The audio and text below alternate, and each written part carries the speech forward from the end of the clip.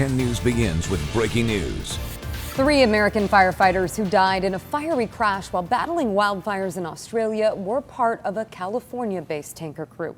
Good evening, I'm Lindsay Pena. And I'm Steve Atkinson. Governor Gavin Newsom made the announcement just this afternoon. Fires have been burning in Australia for months. More than 3,000 homes have been destroyed and 28 people have died. Our 10 News reporter Rena Nakano is joining us on this story. And you learned that this tanker was actually in Ramona at one point. Yeah, that's right. Just 1 month before the fires erupted in Australia, the exact plane that crashed was stationed right here in Ramona, and the crew was helping CAL FIRE pilots train and fight fires locally. When a C-130 firefighting aircraft burst into flames while fighting the Australian wildfires, CAL FIRE's Thomas Schutz felt a punch in the gut. Whether it's out in Australia or here in California, it really hits home. When he found out it was the exact plane that was stationed in Ramona last August, he says it added to the devastation. We brought them on with their plane and their crew to get our pilots trained up so that we're ready to make a smooth transition onto the CAL FIRE C-130s starting next year. In mid-2021, CAL FIRE San Diego is slated to get its own C-130 aircraft added to its firefighting arsenal. Its larger frame has a 4,000-gallon load, as opposed to the current ones that can drop 1,200 gallons at a time. But before it gets here, CAL FIRE contracted with Canadian company Colson Aviation to train its aviators. In the 1 month Colson was in San Diego County, Schutz said they not only trained their personnel, but also flew over and fought active fires. They did an excellent job. The pilots with Colson are bar none, and they really were a huge resource to us. At this time, Australian officials have not released the names of the fallen American firefighters, but they do say they are highly experienced and that they have a long relationship with the company. Our hearts are with all those that are suffering what is the loss of 3 remarkable, well-respected crew that have invested, so many decades of their life into firefighting and fire management. Now, at this point, CAL FIRE does not know if the same crew that trained their firefighters were the ones who died in Australia. Either way, they say it is a heavy, heavy loss. No doubt. We know that a number of American firefighters are there right now. What about CAL FIRE? Do we know if any of CAL FIRE is going to be there at any point? Well, we know that thanks to Colson, CAL FIRE San Diego's firefighters, there are 3 of them who are now certified to fly C-130s. But as we know, it kind of trickles down from the federal down to contractors, and if they need more, they will reach out to state agencies like CAL FIRE San Diego, but they say if they are called, they will be absolutely ready. No doubt. Rena, thank you. Well, new at 5 o'clock, a tree trimmer suffered serious injuries after he came toppling down with the tree he was strapped to inside a hotel in University City. As 10 News reporter Michael Chen found out, that frightening incident is being called a freak accident. Inside the front lobby of that Embassy Suites is an unusual sight, a palm tree without a top, about 4 stories tall, just a bit shorter than these palms. That palm tree, a reminder of a workday cut short in terrifying fashion. Scary. It had to be very scary. It happened so fast. Joe Jaha, a supervisor with Arbor West Tree Surgeons, says 3 of his crew were on site to remove 3 palms. The top of this palm and an entire second palm had already been removed. Just before 11, his tree trimmer was 30 feet up the final 40-foot palm. He had taken off the top 10 feet and was trying to bring it down. In the process of removing this tree, he was lowering the top down into the tree with him in it, and as they were lowering the top, the tree uprooted. With the weight of the top and the climber in the tree, it toppled over. His fellow workers rushing to his aid. The tree trimmer, a man in his 30s, suffered a broken arm and leg and cuts to his face. Jaha blamed the incident on a highly unusual and shallow root system, which could not be detected until it was too late. He says OSHA showed up and confirmed the crews were following safety protocols. They said we were in total compliance. We did everything we could. It wasn't anything that we did. It just was an accident. Michael Chen, 10 News. And we did reach out to OSHA and Embassy Suites and are still waiting to hear back. The tree trimming company says a large area was blocked off to the public at the time of the incident.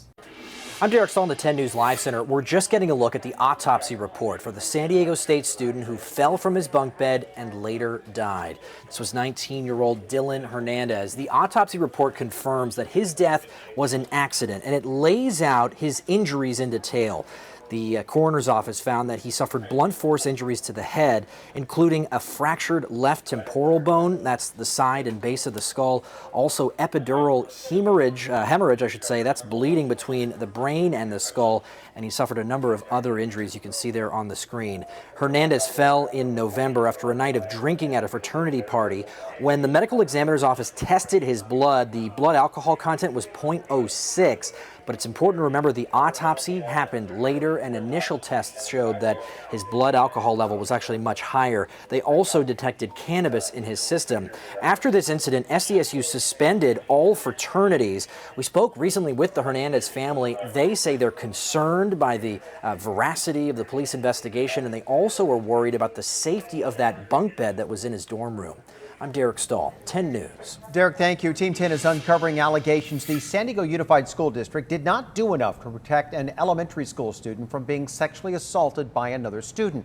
Our investigator Adam Rakusin joins us on this story. And Adam, a new lawsuit claims the school was warned about the student's previous behavior, but they didn't do anything.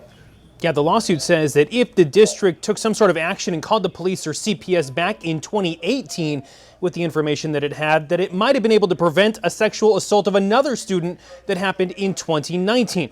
Remember, we are talking about elementary school age kids here, so I'm going to stay away from the graphic details in this case. According to the lawsuit, back in October of 2018, the principal of Valencia Park Elementary School received a complaint of suspected sexual misconduct of one of its students. It says rather than call the police or Child Protective Services, the principal took no action. The lawsuit claims about 6 months later, that student was still at the school. Then between March and April of 2019, that student allegedly sexually assaulted another student multiple times on campus and on the way home. The lawsuit filed by the family of the student who claims they were assaulted says the district and principal didn't take any measures to report, supervise, or monitor the behavior of that student. We send our kids to school and we believe they're going to be safe when they get there. The school district has a duty to protect our children. This principal, Miss Moore, knew that there was an issue with the assailant. And when she knew, she should have done something. And had she done something, this wouldn't have happened to our client. And the San Diego Police Department says Child Welfare Services was notified of the alleged sexual assault that happened in 2019. The case was forwarded to the police department. They did not pursue an investigation due to the age of the offender. We did reach out to the San Diego Unified School District and the principal. At this point, they have no comment, saying pending litigation is happening. Reporting live in the newsroom tonight, Adam Rakusin, Team 10.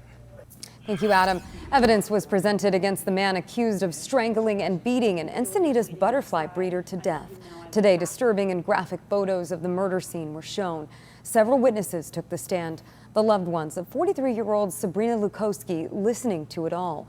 Lukowski lived in an Encinitas granny flat when her mother called police for a welfare check last October.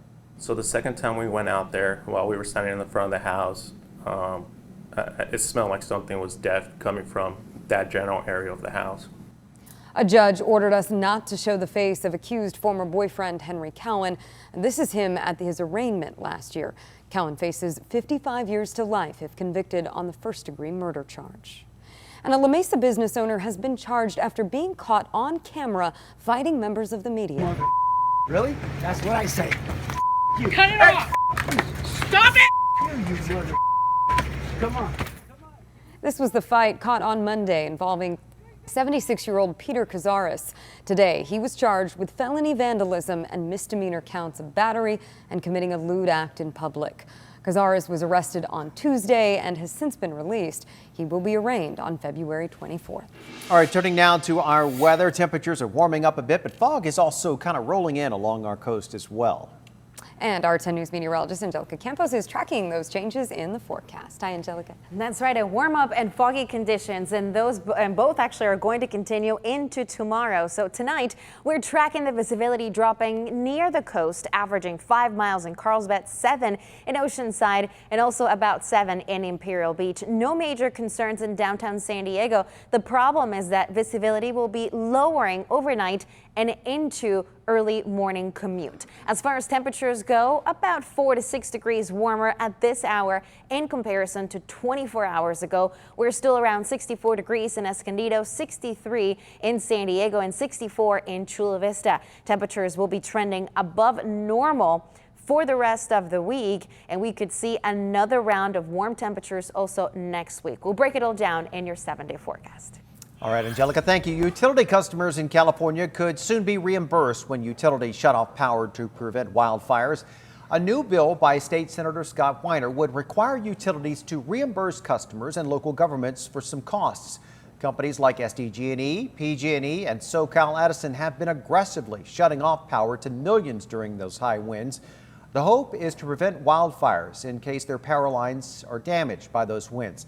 PG&E says that bill would put customers and communities in danger. Now to a health alert. The World Health Organization says the deadly coronavirus is not yet a global health emergency. China is locking down 3 cities in a bid to halt the spread. At least 25 people have died and 830 have been sickened. The U.S. has confirmed 1 case, and many countries, including the U.S., are screening people traveling from China for symptoms. As ABC's Marcy Gonzalez reports, it remains unclear how easy it is to contract the virus from another infected individual. Heightened concern as the deadly coronavirus spreads. The outbreak killing at least 17 people in Asia and sickening more than 600 others. I think we can expect that there will be many more cases. The only confirmed case in the U.S., a man in his 30s who flew to Seattle from Wuhan, China, the outbreak's epicenter, last Wednesday, started feeling sick the next day and reached out for medical attention days later. Within 24 hours, tests came back positive for the virus. He's now quarantined in a Seattle hospital, living in a biocontainment room with security guards. The few medical professionals who have access using a specially skilled robot to limit their contact. I would expect that he'll recover fully and hopefully lead a normal life. In Wuhan, which is one of the largest transportation hubs in central China, a travel ban now in place. The city of 11 million people and 2 other large cities in the region on lockdown. Nobody's at the shopping malls, and now nobody's at the movie theaters, and very few people are out and about. While here in the U.S., added precautions as travelers land from China.